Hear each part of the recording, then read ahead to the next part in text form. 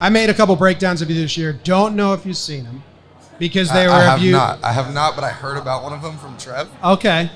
You, star pitcher, fantastic season, Cy Young votes. You got thrown out twice on the base pass. Twice in the span of a week.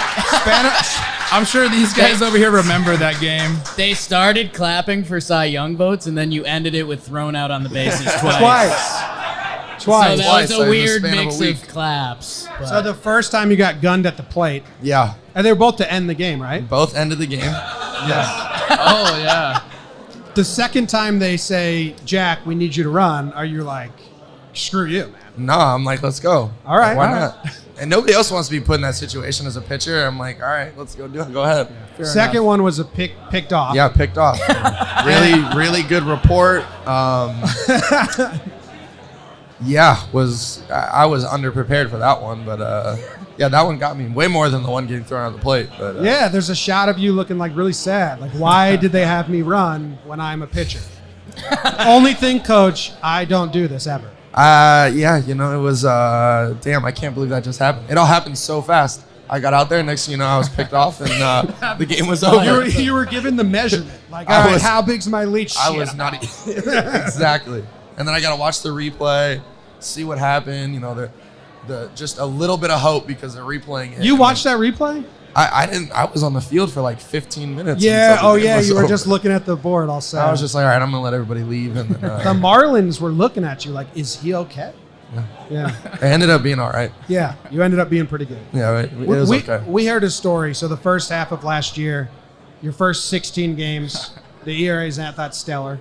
Next 16 games. Jake, what is it, 0.93, something like that? It's all right. 16 games. I think the better thing for what we're doing is, so we did the Yankee stuff. Yeah, where the Yankee fans at? Yeah. Yeah. So then we were like, all right, people kind of like us. Should we do MLB stuff? So then we got into MLB stuff, and we started a segment called Enfuego, and it was like, who's hot? Like, who had a really good series or something like that? And Jack... what you did was you took over the Enfuego section because you got dirty the second half, bro. So, yeah. Now, if I ask you what the difference is, what changed, what's your answer? Simply put, it was execution.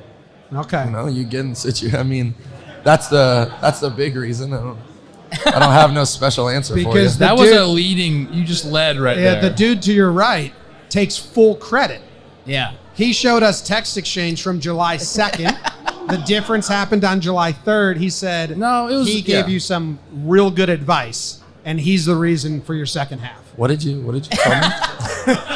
He's playing it super cool right now. You know exactly. What happened?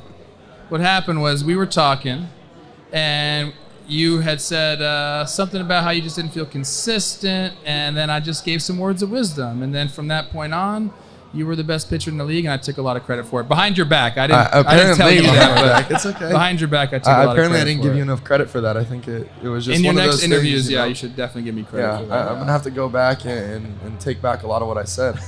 Gave credit to a lot of people, but not you. I apologize. I think that's just because we're friends. And, that's okay. You know, I took our conversation and just kind of ran with it. Yeah. What he was hoping is after I asked what changed, you were going to say, well, check out this text exchange. I thought that might happen. Trevor really helped me out.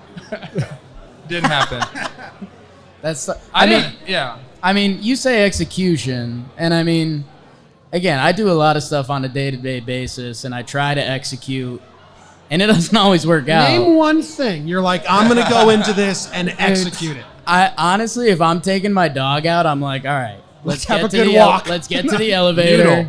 If I see someone, be friendly, but keep it moving. But Jack, when you say execute, I mean that's because everyone goes out there and tries to execute. I mean, try to execute and execute are two different things. Oh, okay, sure. I like that. You can try to do a lot of things, but actually get it done. I've never crossed over to execute. You can try to walk your dog well, but you won't. I've never executed. Jake somehow found the only dog dumber than him. Whoa. Cut the mics. Jack liked that Cut show. the mics. Cut the mics.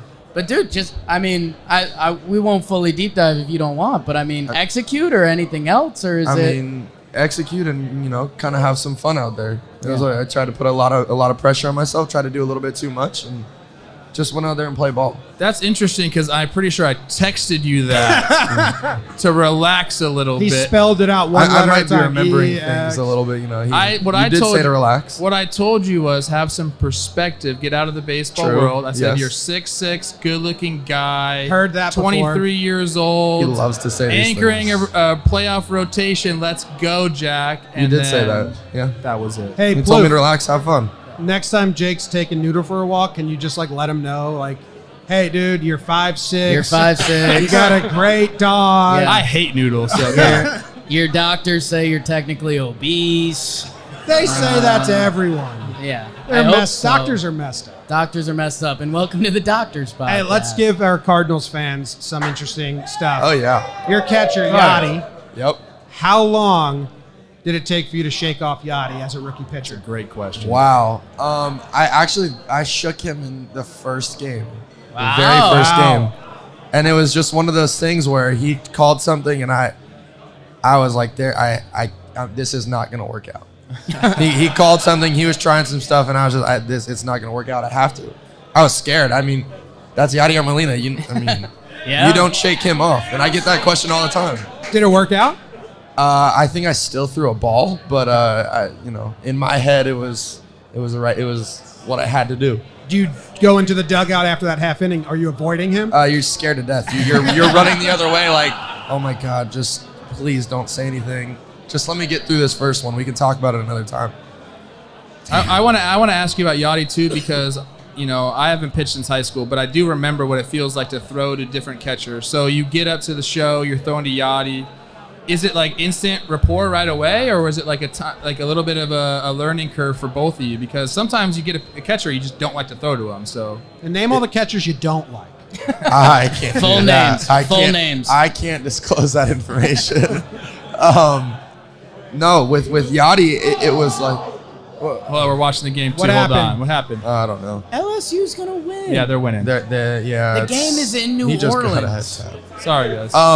No, with Yadi, it's like you want to be perfect. It's that is a living legend back there, and you want to get up there and you're like, okay, I got to show something to this guy. I remember the first bullpen I threw to him, and I was like, I just hope I can kind of put the ball. And then every pitch you throw, it feels like you hit him right in the glove, and he makes it look really good. That's awesome. But at the same time, you're like, you get into the game and you want to show him something, and it's kind of it's a very fine line to walk of trying to be perfect and do this, but also have fun and play the game the right way. And that's something that took myself and other guys that have come up before us. They've said the same thing. They're like, well, I'm just trying to be fine. That's Yadi back there. I'm like, you can't really do that. yeah. You have to be able to pitch your game no matter what it is. That's a big thing. Like having that confidence in a catcher. Like if you don't like throwing to a catcher, like there's multiple scenarios where that happens throughout the league all the time, where guys have their catcher that they can throw to. Yeah. And a lot of times people are like, oh, that's bullshit. You shouldn't have your own catcher, but it's a real thing. You have to feel comfortable with. Some guys you like throwing to, some guys You're lucky to have not Yadi, enough. yeah. Yeah, and then you build that, and and then you trust him, and every pitch he puts down, you're just like, yep. And then you get into a rhythm, and you just keep going. So he's an easy guy to trust.